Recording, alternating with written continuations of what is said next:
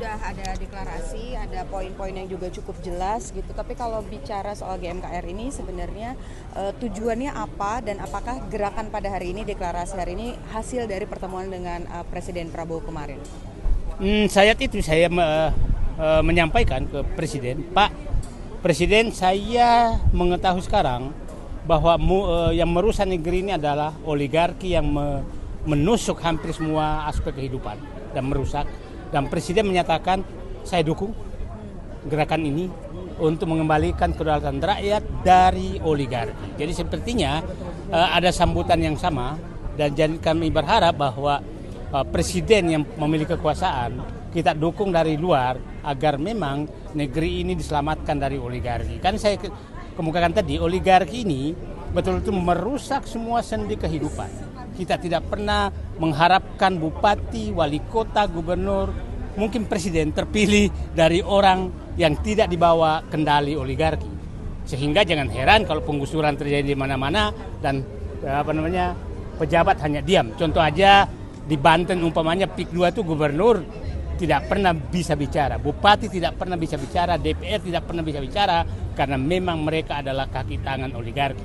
Jadi harus diputus bahwa oligarki berhenti berkuasa di Indonesia dengan cara bahwa kita rakyat Indonesia melawan mereka untuk mengamankan tanah-tanah rakyat yang akan digusur oleh mereka, hutan-hutan diambil, tambang-tambang diambil, kemudian digunakan untuk menyogok para politisi. Bang, tadi kan juga saya dengar di dalam itu ada yang teriak kita Garuda bukan naga. Artinya oligarki ini memang mengarah ke 9 naga, konglo-konglo atau gimana Bang? Ya dari nama-nama yang ada memang seperti itu. Kan sebenarnya merusak negeri ini itu tidak lebih dari 50 orang. Yang merusak negeri ini tidak lebih dari 50 orang dan orangnya itu aja. Jadi tidak bisa dibantah. Anda bisa bayangkan pada saat kemiskinan kita anjlok, kekayaan mereka naik 3 kali lipat pada saat Covid.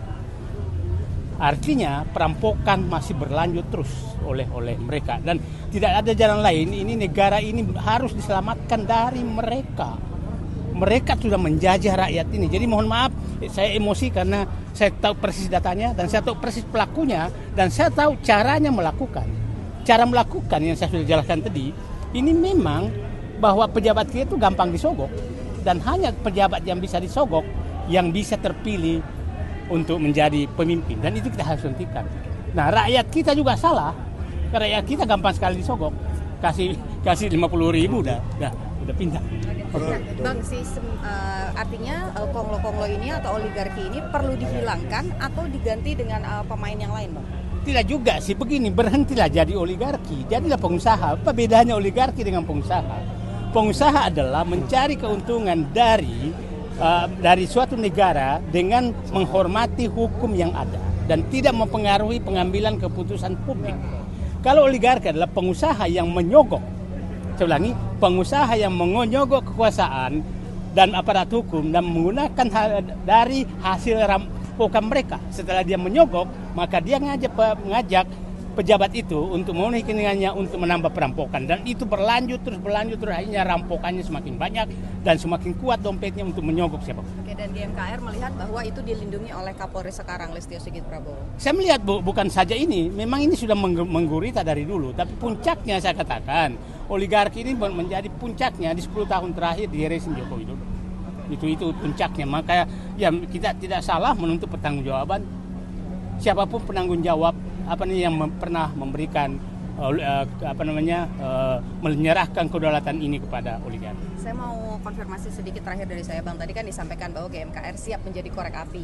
Ya. Nah, itu permintaan dari Presiden Prabowo atau memang inisiatif dari? Enggak, saya mendengarkan diskusi beliau, semangat beliau untuk membersihkan negara dari oligarki sangat tinggi.